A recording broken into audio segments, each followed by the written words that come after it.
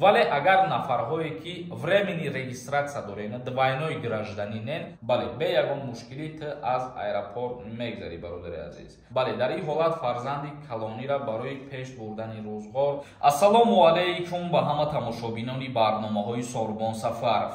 Тамошобинони азиз, чӣ хеле ки аз номи видео диден, аллакай медонен ки мо дар чӣ мавзӯъ суҳбат мекунем. Аввалан дар ҳамиҷа мехоҳам миннатдории хидмат ба якояки шумо бирасонам. Хушбахтона мо ба 300 000 обуначӣ баробар шудем. ҳамаш ба дастгирии шумо буд ки то имрӯза мо видео кардем, дилмонда нашидем.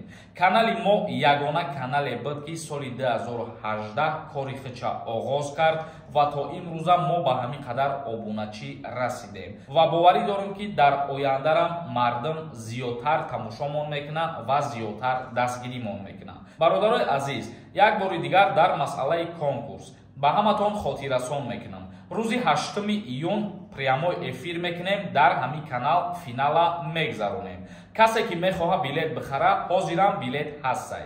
ба 1000 рубл 10 дона билетон метиҳем. нархи як билет 250 рублай. номерои ватсапе ки дар рӯи экран дидесен, дар ҳамин номерои ватсап картаи Сбербанк ҳастай. карта ба номи Мунис мебурояд. сумтам мепартои чек тароӣ мекунӣ та соҳиби билет мешай.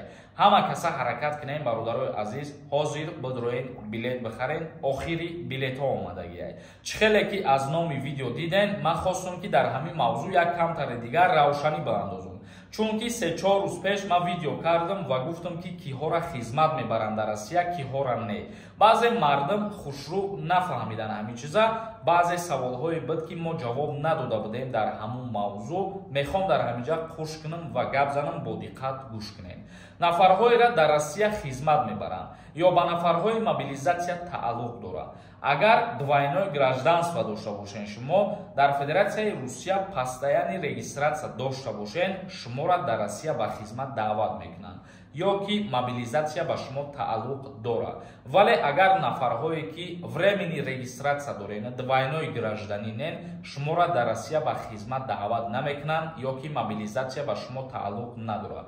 ва як чизи дигарам гуфта мешавад дар инҷа ки агар нафарҳои шаҳрвандии Русияро доранд, дар Россия қарор дошта бошанд ва агар бо тариқи электронӣ ба номшон повиска омада бошад, ана ҳамин нафарҳо наметавонанд ки аз Россия берун мубуроянд.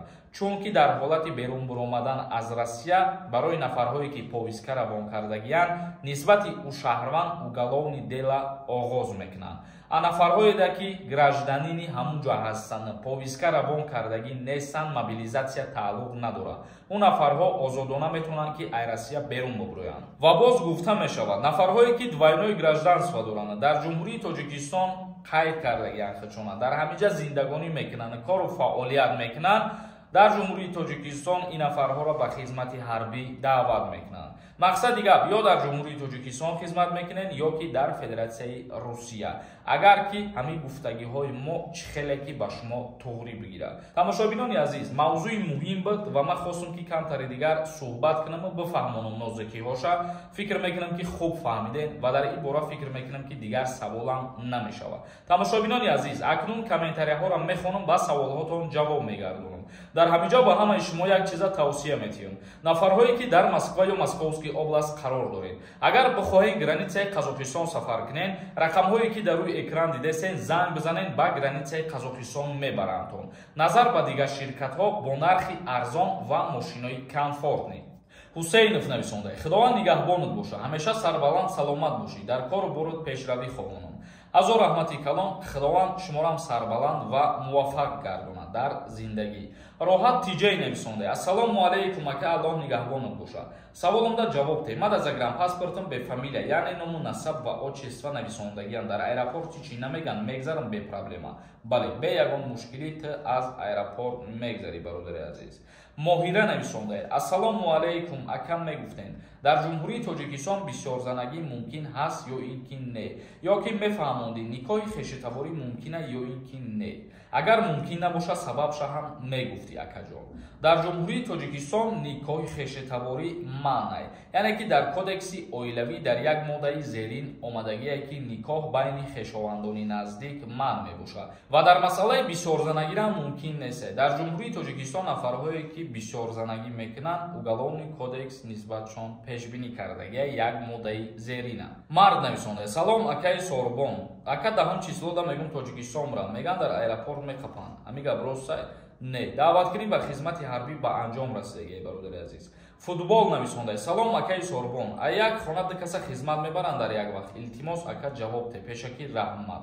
Агар айда писар зиёд боша, бале, метавонанд ки як бора ду каса ба хизмати ҳарбӣ сафарбар кунанд бародар. Алимов нависонда: ака ассалому алайкум, як саволи бениҳоят муҳим дорам. Ман бачаи калониём, падарам 10 сол маҳкам кардагиам.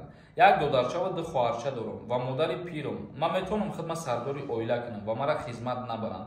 Агар ки модарат қувваи корӣ надошта боша ва дар ягон ҷо кор накуна, бале, дар ин ҳолат фарзанди калонира барои пеш бурдани рӯзгор метавонанд ки сардори оила ба қайд бигиранд, ба хизмат даъватш накунанд. Як каси дигар нависонда: акаи Сорбон, ман айхона омадам, частни регистратсия кардам. Баъди 3 моҳ бо граница гузаштам, бо частни кардам. Идоф равам чӣ мешавад? Идоф брайт бо баъди 3 моҳ ҳақдорӣ ки баъд вориди Федератсияи Русия бошад. Файзалӣ нависонда: салом акаи Сорбон, выезди ман ҳуш шидай, 10 рӯз шид, метавонам Россия равам. Бале, метавонӣ, лекин вақте ки ту билет харидорӣ карданӣ мешавӣ, дар ҳамон авиакасса бо як бори дигар муроҷиат кун, проверка кун ки баъзе ҳолатҳое мешавад ки дар як линия кушода нишон метавад, вале дигар линияш маҳкамай, запретай. Ромиз нависонда: чӣ ба нагуфтӣ военни билет чанд сумаи давлатиш? Военни билети хизмати алтернативӣ 29 000 сомон қариб.